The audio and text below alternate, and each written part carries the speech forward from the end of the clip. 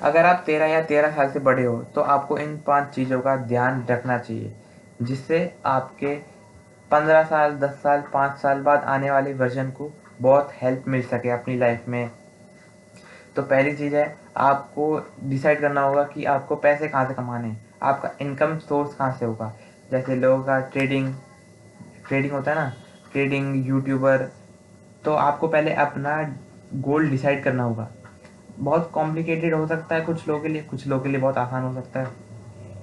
तो पहले तो सिंपल सी बात है, जिसमें आपका इंटरेस्ट होगा आप वही चुनोगे।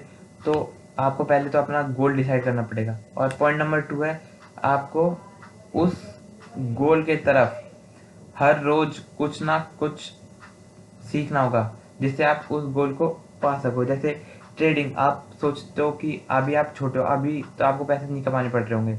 अगर 4 साल बाद, 5 साल बाद आपको ट्रेडिंग से पैसे कमाने, तो आप आज से ही आधे घंटे के लिए, चाहे 1 घंटे के लिए, जितना हो सके, जितना आप टाइम दे सकते हो, उतने टाइम के लिए आप ट्रेडिंग सीखो। जब जो भी आपको करना है, जैसे यूट्यूबर बनना है तो यूट्यूब की वीडियो बनाओ हर रोज़।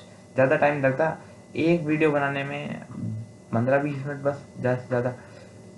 तो आप आज से ही स्टार्ट करो, जितना टाइम हो सकता है उस प्रोफेशन को दो, जिससे आप आगे जाके उस प्रोफेशन में सक्सेसफुल हो सको। और तीसरा है, आप स्लीप। स्लीप एक ऐसी चीज़ है जिससे आपकी पूरी बॉडी ही अच्छी रह सकती है। अगर आपकी स्लीप अच्छी होगी तो आप जो जिस भी प्रोफेशन में काम करोगे, अगर उसमें आपको बहुत ज़्यादा काम करना पड़ रहा है, तो आपकी बॉडी रिलैक्स रहेगी। क्योंकि आपकी बॉडी रिकवर, अगर आप स्लीप अच्छी होगी तो आपकी बॉडी की रिकवरी होगी अच्छी। और उससे आप अपने किसी भी, जिसमें आपको प्रोफेशन में जाना है, उसमें आप ज़्यादा अच्छे से काम कर पाओगे। आपका ज़्यादा फोकस अच्छे से बना रहेगा।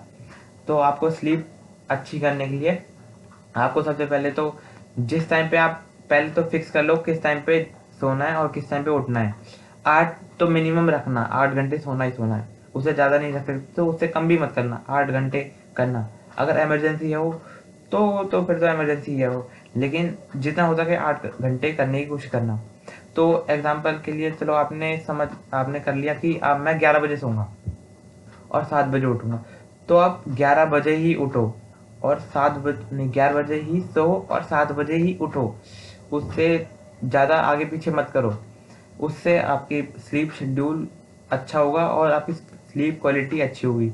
और आप सोने से पहले 1-2 घंटे पहले खाने की कोशिश करो, मतलब 1-2 घंटे पहले खाने की नई कोशिश करो। आप इतना करो कि आपका फूड जो भी आप खाओगे रात में वो डाइजेस्ट हो जाए। 1-2 घंटे, 2-3 घंटे बाद ही सो, खाना खाने के बाद, जिससे आपकी बॉडी रिकवरी पे ज़्यादा ध्यान दे, ना कि डाइजेशन पे। और आप अपने सोने से पहले आधे घंटे पहले, आप सोने से आधे घंटे पहले आप हो सके तो फ़ोन छोड़ दो, फ़ोन से यूवी रेज़ निकलती है, जिसकी वजह से अपनी बॉडी को लगता है कि अभी तो सुबह हो रही है।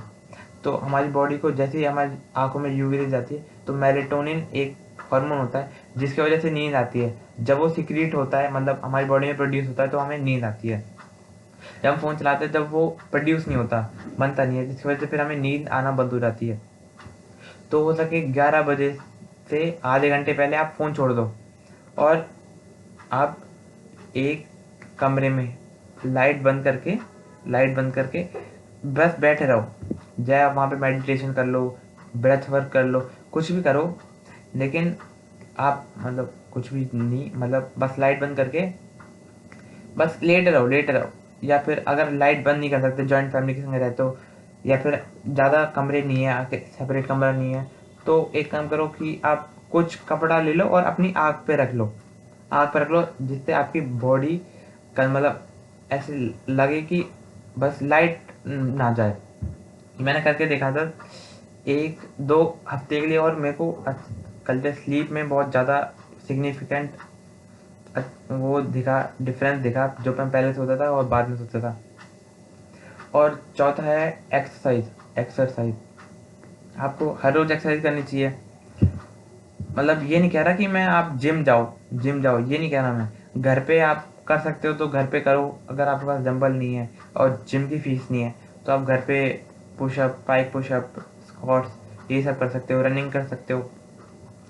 अगर चलते हैं ये सब भी नहीं कर सकते तो आप जितना हो सके 10,000 स्टेप्स करने की कोशिश करो।